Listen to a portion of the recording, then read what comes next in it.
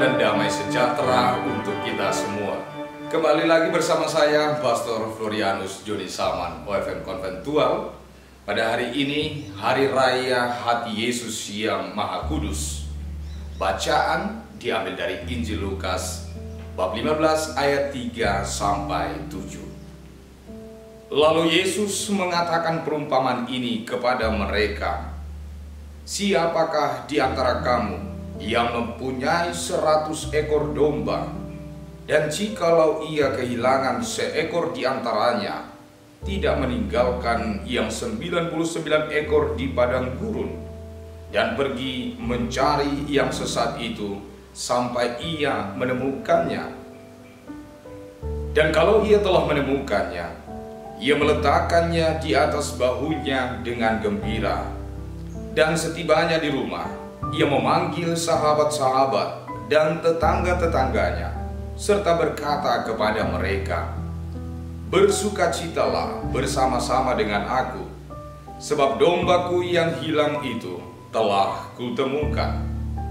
Aku berkata kepadamu, demikian juga akan ada sukacita di surga karena satu orang berdosa yang bertobat, lebih daripada sukacita karena 99 orang benar yang tidak memerlukan pertobatan. Demikianlah sabda Tuhan. Saudara-saudari terkasih, hari ini gereja merayakan Hari Raya Hati Yesus yang Maha Kudus. Injil Lukas yang kita dengarkan menceritakan sebuah rangkulan kasih Yesus kepada semua orang, termasuk para pemungut cukai dan orang berdosa.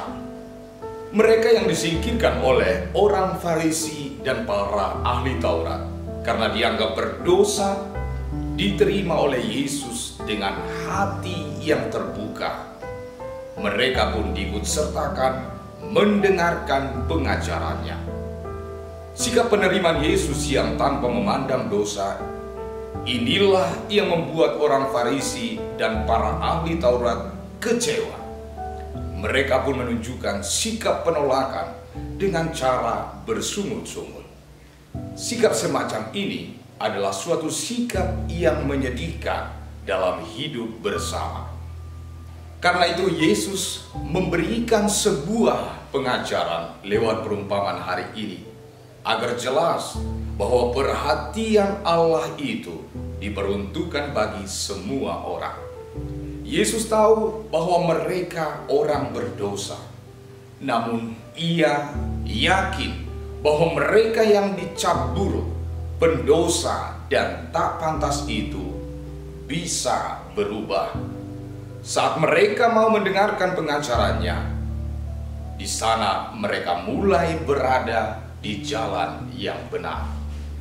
Saudara-saudari terkasih, dalam perumpamaan ini, Yesus memulai dengan pertanyaan, "Siapa di antara kamu yang memiliki 100 ekor domba dan kehilangan seekor, tidak meninggalkan yang lainnya, dan mencari yang sesat itu sampai menemukannya?"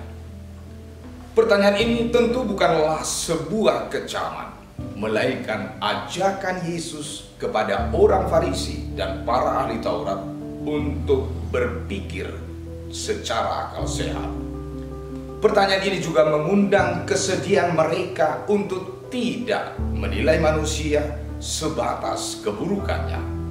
Mereka harus bisa memakai kacamata baru untuk satu tujuan bersama, yakni keselamatan. Kepemilikan 100 ekor domba adalah lambang keutuhan dan kepenuhan. Satu domba hilang tentu akan mengusik ketenangan sang pemilik domba. Karena itu, sikap yang ditunjukkan sang pemilik adalah menghendaki keutuhan itu kembali. Ia berjuang untuk pergi mencari sampai menemukan dan mengembalikan keutuhan itu. Maka melalui perumpamaan ini, orang Farisi dan para ahli Taurat diajak Yesus untuk memahami kerinduan hati Allah bagi semua umat manusia, yakni hidup dalam keutuhan dan tidak ada satupun yang binasa, melainkan memperoleh hidup dalam kasih Allah. Yesus sekaligus memperkenalkan Allah yang belum puas bila ada sebagian kecil umat yang belum mengenalnya, yang serasa satu ekor domba yang sesat dan hidup dalam kekurangan di luar kegembalaannya. Saudara-saudari terkasih, apa yang ditampakkan Yesus dalam gambaran pemilik domba yang mencari adalah tindakan kasih Allah. Dalam bacaan hari ini juga Nabi Yeskiel menegaskan tindakan Allah bagi umatnya yang tercerai-berai dari kawanannya. Allah sendirilah yang akan memperhatikan domba-dombanya dan mencari mereka.